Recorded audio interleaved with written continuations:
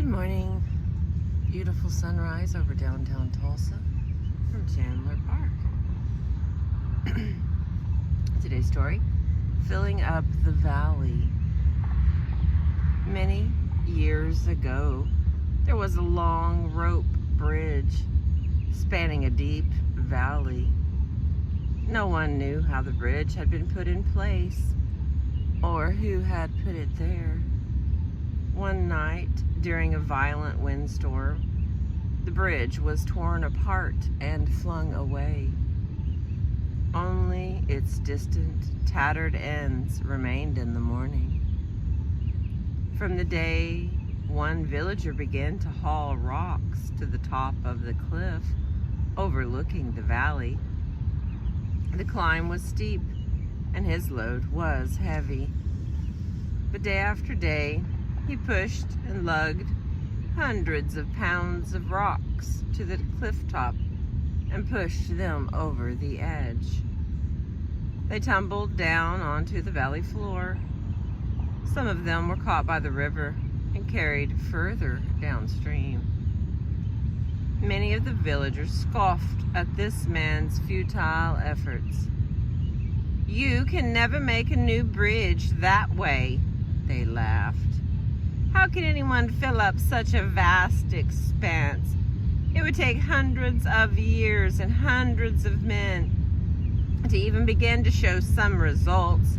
Look, the river carries away most of your effort anyways." They shook their heads at his foolishness.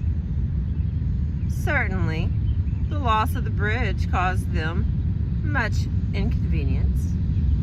They had to carry their trade goods down the side of the valley, cross the river, and up the other side to get to the local market. Nevertheless, this fellow's work was sheer foolishness. It would never change the conditions appreciably. Yet, he toiled on, day after day, month after month, year after year. Some days, as he looked down into the valley, it looked as though a small pile of rocks had begun to form. On other days, he could see no results of his efforts at all. Yet, he continued with his task. If you ask him why he carried on with such a fruitless task, he might have mumbled something about his desire to do something about the broken bridge, about the added suffering caused to the villagers by the difficult trip to market. It was hard to find words for the restlessness he would feel if he weren't doing something, however trivial, about the problem. One day, this unnamed man died as he pushed a heavy boulder up the mountainside. Looking down into the valley, one could see little effect of his years of labor. Still, his face looked peaceful in death, where there might have been a grimace from the exertion of years of effort. There was only a smile. There are many similar stories in Zen literature.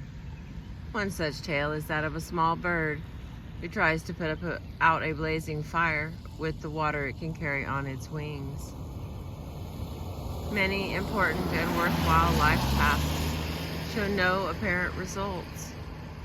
We must undertake them, not because we can accomplish them in our lifetime, but because they are worthy of our effort.